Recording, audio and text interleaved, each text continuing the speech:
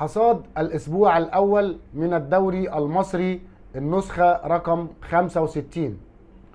مباراة الافتتاح بين طلائع الجيش والبنك الأهلي، وأحرز يسري وحيد أول أهداف البطولة في الدقيقة 62، كما أحرز عبد الله شيكا الهدف الثاني لطلائع الجيش في الدقيقة 87 بمجهود فردي رائع، وانتهى اللقاء بفوز طلائع الجيش 2 دون مقابل. في أولى مفاجآت الأسبوع الأول من النسخة 65، فوز نادي زد 1-0 على النادي الإسماعيلي، ونادي زد الصاعد حديثا من الدوري الممتاز به. أحرز هدف المباراة في الدقيقة 24 اللاعب مصطفى سعد. الأهلي والمصري مباراة قوية من الطرفين، إلى أن أحرز الأهلي الهدف الأول في نهاية الشوط الأول، وبنزول إمام عاشور وظهور مميز لإمام وتاو الذي أحرز هدفين من أجمل أهدافه مع النادي الأهلي.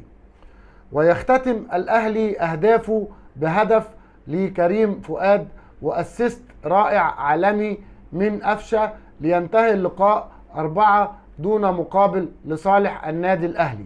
الداخلية وإنبي، فوز الداخلية 1-0 إنبي. أحرز هدف الداخلية الظهير الأيسر زيزو من تسديدة قوية رائعة، لينتهي اللقاء 1-0 لصالح الداخلية. في إحدى مفاجآت الأسبوع الأول، فوز بلدية المحلة على المقاولين العرب 2 دون مقابل. أحرز أول أهداف بلدية المحلة من ضربة جزاء اللاعب عبد الرحمن سمالة في الدقيقة 15 من عمر المباراة، ويحرز البلدية الهدف الثاني لتعزيز الفوز في الدقيقة 74 عن طريق اللاعب حسام أشرف. سموحة والجونة، أول تعادل إيجابي بين الفريقين في الأسبوع الأول. أحرز الهدف الأول لسموحة اللاعب نادي فريد في الدقيقة 4 من عمر المباراة، ويحرز بالحج المغربي هدف التعادل للجونة في الدقيقة 4 من الوقت الضائع من ضربة جزاء. فيوتشر يفوز على فاركو 2-0. يحرز الهدف الأول لفيوتشر أحمد عاطف في الدقيقة 3 من الوقت بدل الضائع للشوط الأول، ويحرز محمود رزق الهدف الثاني لفيوتشر في الدقيقة 68 من الشوط الثاني. الاتحاد وسيراميكا، فوز سيد البلد على سيراميكا 1 دون مقابل. أحرز هدف المباراة الوحيد للاتحاد السكندري اللاعب ما بلولو في الدقيقة 31 من الشوط الأول.